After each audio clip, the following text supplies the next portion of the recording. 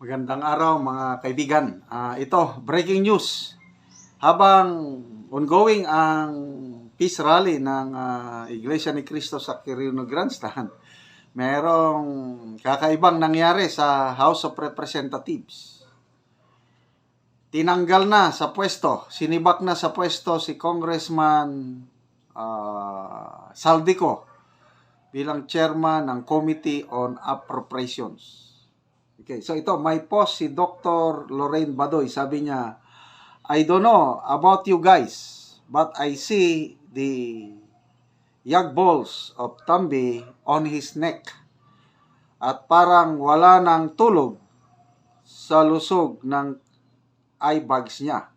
Oh, saan na ang yabang mo ngayon, Tambi? So, isinare lang niya yung post ni Dare to Us. Ito. Iparinig ko yung motion ni Congressman Sandro Marcos declaring vacant ang position ng Chairman Committee on Appropriations at walang nagawa si Speaker Martin Romualdez kundi Okay, parinig ko pakinggan nyo. Yan. To declare vacant the position of Chairperson of the Committee on Appropriations. There's a motion. Chair hears no objection. Said motion is carried. Session suspended.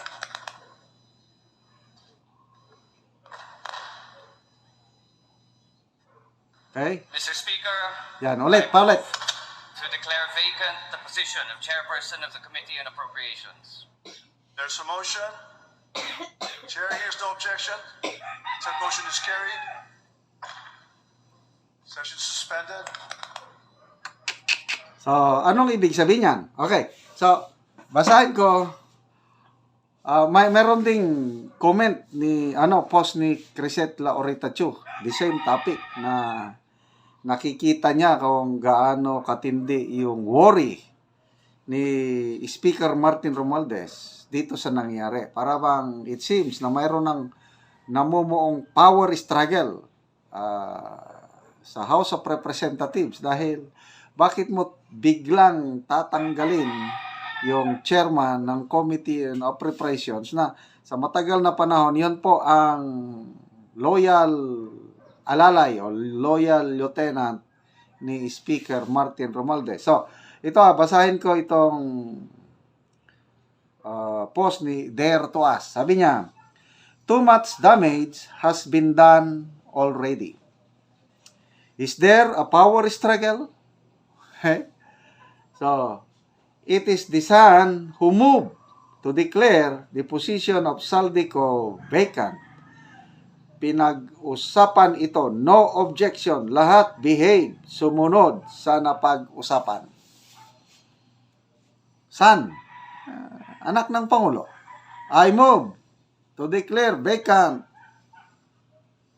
the position of Chairman Committee on Appropriations. Is there an objection? Walang nagsalita. Bakit? Pinag-usapan na yan.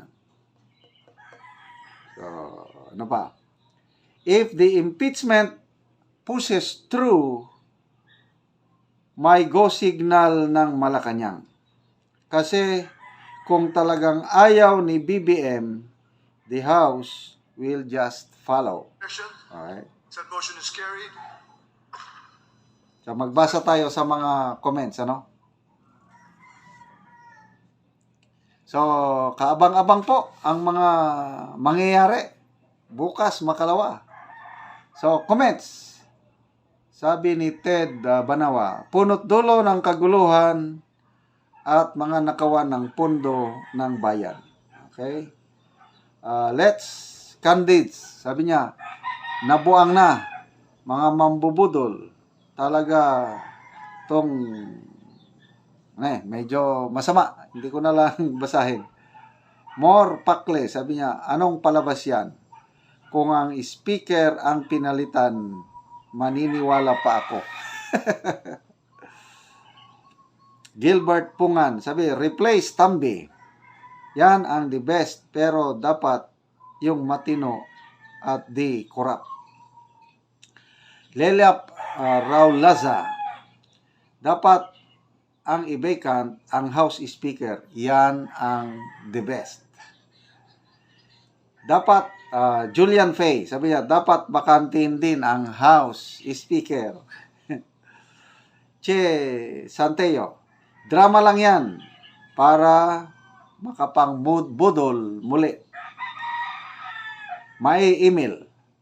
Kaso, hanggat nandyan pa yan si Martin at speaker pa din, ewan, di pa rin mapagkatiwalaan ang entire House of Representatives. Paula Barrera Vargas, sabi niya, once the impeachment pushes through, yan na ang simula ng katapusan nila. Taga nyo yan sa bilbil nyo. Chesko Rashid, nauuhaw na ba o nakakota or nagpractice ng pangpamas best actor? Lisa De La Peña, I move to declare the position of Tambaluslos vacant. Senior Al Atim, they are now in panic mood. Now, Merese. Dongkita Abs, isunod ang posisyon ng speaker. Bella, sabi niya, kung si Tambi sana ang mag-step down, pwede pa. Kasi kota, saldi ko, kaya okay na lang kahit alisin. Anyway, so, kaabang-abang po ang mangyayari sa mga susunod na araw. Ako, hindi ko ini-expect na tanggalin sa pwesto si Congressman Saldico. Ano kayang posibleng rason bakit siya tinanggal? Dahil ba ito ba ay kagustuhan ni Speaker Martin Romualdez or kagustuhan ng palasyo? Ano sa tingin nyo? Paki-comment ko, no. Mayroong post din si Suspended. may post din si Crescent Laurita Chu tungkol nito. Tignan ko, Ayan. Crescent Laurita Chu.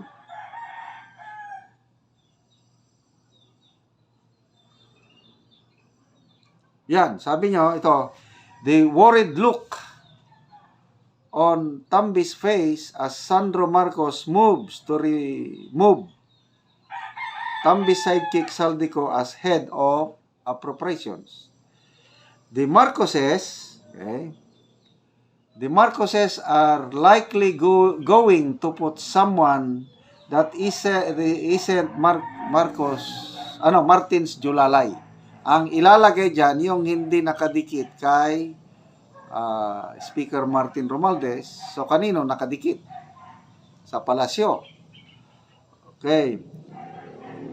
Goodbye, projects. The power struggle begins. And Martin Romualdez will not win. Sandro Marcos, I'd like to nominate for you to declare vacant whatever Jude Asidre's post is. Pati si Asidre. Tatanggalin na rin. Position of chairperson of the move to declare vacant the position of chairperson of the Committee on Appropriations. There's a motion. The chair hears no objection. Said motion is carried. Session suspended. Tahimik silang lahat. Basahin natin ang mga comments. Move to declare vacant the position of chairperson of the Committee on Appropriations. Move to declare vacant the position of chairperson of the Committee on Appropriations. There's a motion. Okay, magbasa tayo sa mga comments dito kay Crescent Laurita Chu.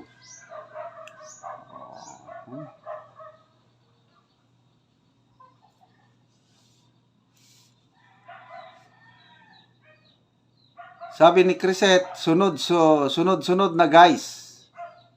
Ibig sabihin, yung mga pagtatanggal. Sabi ni Princess Gatchetorena, obvious kaayo yang eye bags. Napansin nila, namamaga ang eye bags ni Speaker Martin Romualdez. Kulang ba sa tulog? si Mardy Hugalbot,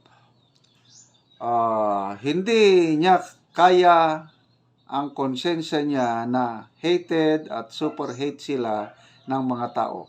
Kinakain niyang food makes him weak and weaker. Hindi siya bagay sa public service. Si Eric Pardilla, drama lang yan. Baka sa atras ilagay yan, holier than thou eh. Anyway, punta tayo sa Win Il Nasin.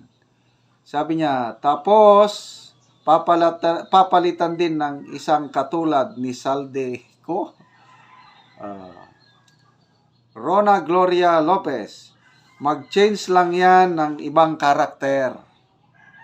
Para sabihin ko no, na ayaw na nila, ek. Sana si Tambi, remove, maniwala pa ako. So, ang mga comments ito, nagsasabi na kung totoo na alisin, isama na si Speaker Martin Romualdez. Kailang, bahala na yan ang leader, ang House. Kasi ang mga kongresista ang bahalang magpalit sa kanilang speaker. But para sa akin, isang malaking katanungan yan, bakit biglang pinalitan si Congressman Saldico as chairman ng Committee on Appropriations na for a long time ay nagsilbing loyal alalay ni Speaker Martin Romualdez. Ito na ba yung power struggle between Malacanang at saka House of Representatives?